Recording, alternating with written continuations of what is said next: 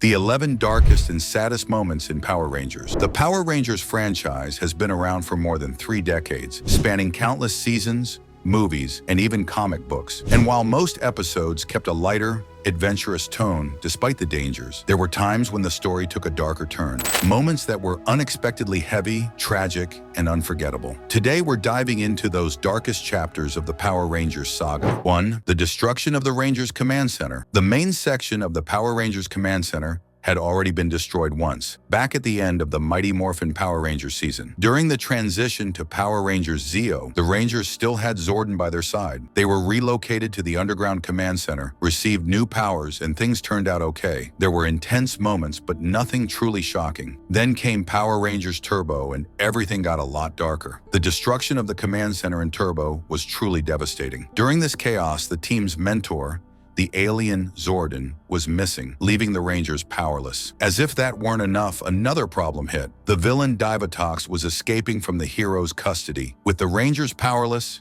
there was nothing they could do to stop her, turning this into one of the most desperate and heartbreaking moments in Power Rangers history. By the end of the Turbo season, the colorful heroes had lost the battle. They were without a home, without a mentor, and the villain had the upper hand. The Rangers were defeated, lost, and hopeless. Eventually, of course, a comeback did happen, but this particular moment became iconic, especially for the Turbo generation, symbolizing one of the darkest and most harrowing points the Rangers ever faced. 2. The humiliation of the Rangers by the Psycho Rangers. Here's the thing, after hundreds of episodes in the Zordon era, the Monster of the Week formula had gotten predictable. Fans knew exactly what would happen. The Rangers would fight, sparks would fly from their suits, the monster would grow giant, the Megazord would be summoned, and the villain would be destroyed. Same old, same old. That all changed with the arrival of the Psycho Rangers in Power Rangers in Space. These villains broke the mold completely and delivered some of the most intense and dark moments in the franchise. Created by Astronma to destroy the Rangers, the Psycho Rangers copied the color and powers of their counterparts, reading their moves and making them nearly impossible to defeat. They even had monstrous forms used against the Megazords.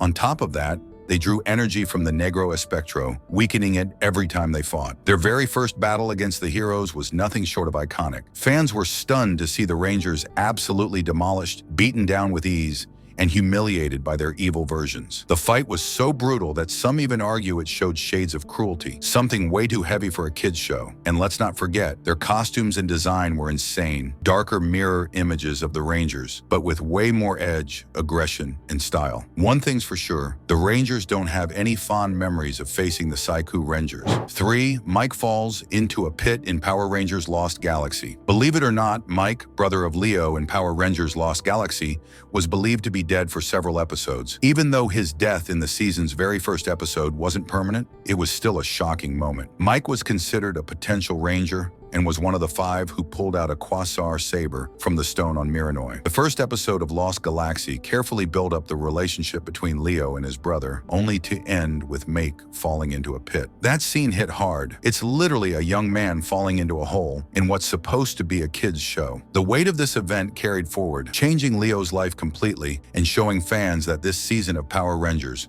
would be much bolder, unafraid to put major characters' lives at risk. A shocking start, breaking away from the usual formula. 4. The story of Astronma, villain of Power Rangers in Space. The villain of Power Rangers in Space might not be the most iconic or the most remembered, but she easily ranks in the top 5 villains of the entire franchise. Like any great villain, Astronma had a complex and tragic backstory, arguably the most tragic of all Power Rangers villains. In several episodes, it's revealed that Astronma was actually the long-lost sister of Andros, the Red Ranger and leader of the team. Her real name was Karoni, and she was kidnapped as a child by the cruel space villain Drakkon back on the planet KO-35. Poor Karoni was taken to Dark Spectre, a monstrous being representing pure evil in the Power Rangers universe. She was then raised and trained by a Ecliptor who manipulated her mind over the years, making her believe she had no family. Eventually, Karoni became Astronma, a space villain who caused massive problems for the Rangers and even came dangerously close to killing Andros, her own blood brother. 5. The death of the Blue Ranger. Power Rangers, movie 2017. In 2017, after nearly 20 years away from theaters, Power Rangers returned to the big screen with a reboot that had no connection to the TV shows, serving instead as a fresh start. The plan was to follow the Marvel Universe style, a fun introduction to the team, small hints of a bigger lore, and setups for sequels and spin-offs. The movie kept the original classic team, Ye's son, Billy, and the others. But to stand out from the TV shows, it immediately went dark with a shocking twist. The death of Billy, the brand new Blue Ranger. This film gave us a completely reimagined Rita Repulsa, revealed as the original Green Ranger, who betrayed the team, killed the others, and was ultimately defeated by the only survivor, Zordon, the Red Ranger. In the present day, Rita returns to Earth, wreaking havoc and forcing a new Ranger team to rise. But when the team is captured, she tortures them and ties Billy, throwing him into the ocean where he drowns, dying right in front of his friends. Later, Zordon resurrects him, but that death scene was still a powerful and emotional punch, especially considering this was Power Rangers. 6. Andros kills Zordon, Power Rangers in space. After following Zordon, the Rangers' giant floating head mentor, for 4 full seasons, his death shocked audiences and became one of the darkest moments in Power Rangers history. But Power Rangers in space made it even more intense by having none other than Andros, the Red Ranger, kill Zordon to save the galaxy. Andros used his sword to shatter Zordon's tube, ending his life. At first it seemed unthinkable, but it made perfect sense in the context of the legendary episode Countdown to Destruction. The Alliance of Evil, created by Dark Spectre and led by Astronma, had taken over the galaxy, including Earth. In this moment of desperation, Zordon's sacrifice was the only option. Some argue it would have been even more heartbreaking if one of the original Rangers, like Jason or Tommy, had been the one to do it. Still, Power Rangers in space did a great job establishing Andros' bond with Zordon. Having the final Red Ranger of the Zordon era kill his own mentor at the end of the series was bold, but it paid off. Countdown to Destruction Part 2 is widely considered the greatest Power Rangers episode ever made, thanks to its finality and incredibly high stakes. 7. The death of Red Ranger Alex in Power Rangers Time Force. Many fans place Power Rangers Time Force among the best seasons ever, and its very first episode showed why. In an extremely dark and daring twist, the Red Ranger was killed at the end of the pilot episode. Yes, the Red Ranger dies in the very first episode of the season. Alex, the original Red Ranger of Time Force, was wounded in battle by Runsik and died in the arms of Jen, the Pink Ranger. Imagine the shock, tuning into a brand new season only to see the main Red Ranger killed right away. This brutal opening helped set Time Force apart as one of the boldest seasons in Power Rangers history. 8. The death of the Magna Defender's son in Power Rangers Lost Galaxy. In Power Rangers Lost Galaxy, fans were introduced to a mysterious new hero, the Magna Defender, who served as the 6th Ranger of the season. While many assumed he was actually Mike, the truth was revealed later. The Magna Defender was his own separate entity. During his fight against Scorpius to protect the lights of Orion, the Magna Defender's son, Zika, was captured. In one of the darkest Power Rangers scenes ever,